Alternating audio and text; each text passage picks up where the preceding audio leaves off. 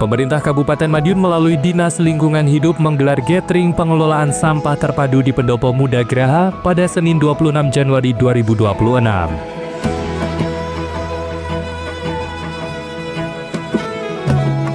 Kegiatan ini juga menindaklanjuti terkait Peraturan Presiden Nomor 12 Tahun 2025 tentang Kebijakan Nasional Pengelolaan Sampah.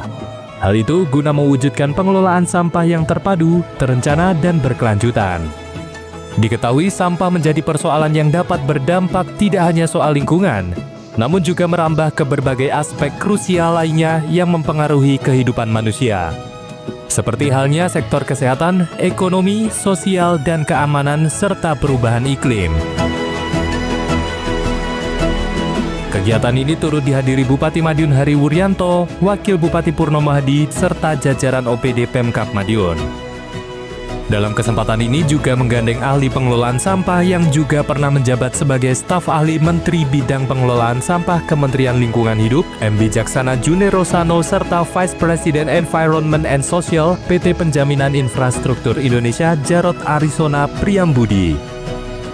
Kepala DLH Kabupaten Madiun Muhammad Zahrawi mengungkapkan bahwa pengelolaan sampah merupakan salah satu program prioritas daerah sesuai visi misi Kabupaten Madiun Bersahaja. Kita mencoba untuk terus bersinergi, berkolaborasi, komunikasi dengan pemerintah pusat agar apa yang sudah kita lakukan awal pada hari ini itu bisa berkelanjutan. Arahnya di KPBU tadi, dan Kabupaten Madiun kan sudah insya Allah sudah pengalaman dengan KPBU. Mudah-mudahan ini yang kedua bisa kita jalankan sehingga clear capaian layanan pengelolaan sampah di Kabupaten Madiun bisa tercover sehingga target sesuai dengan Perpres 12/2025 sampah terkelola 100% di tahun 2029, Kabupaten Madiun siap.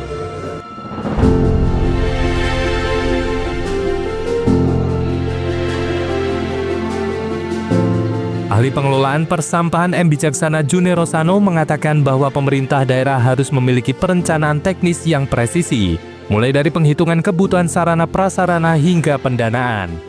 Menurutnya, pemerintah daerah perlu menerapkan skema polluter pay principle, artinya siapa yang membuat sampah itu yang harus membayar.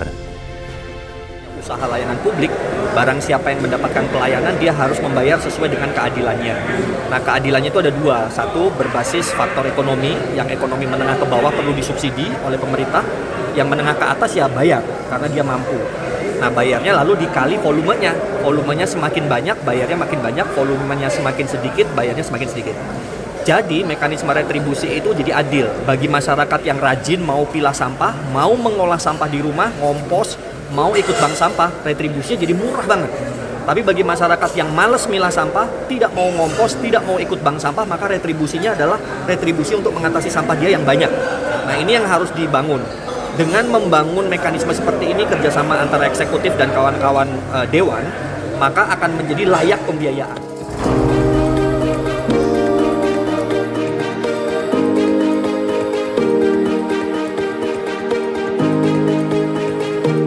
Sementara itu, Bupati Madiun Hari Wuryanto menegaskan komitmennya untuk menuntaskan program pengelolaan sampah sesuai arahan pemerintah pusat, termasuk menjajaki skema kerjasama pemerintah dan badan usaha untuk pembangunan TPS terpadu.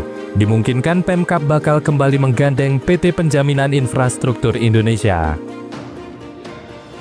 Tidak bisa mengelola sampah ini dengan anggaran APBD.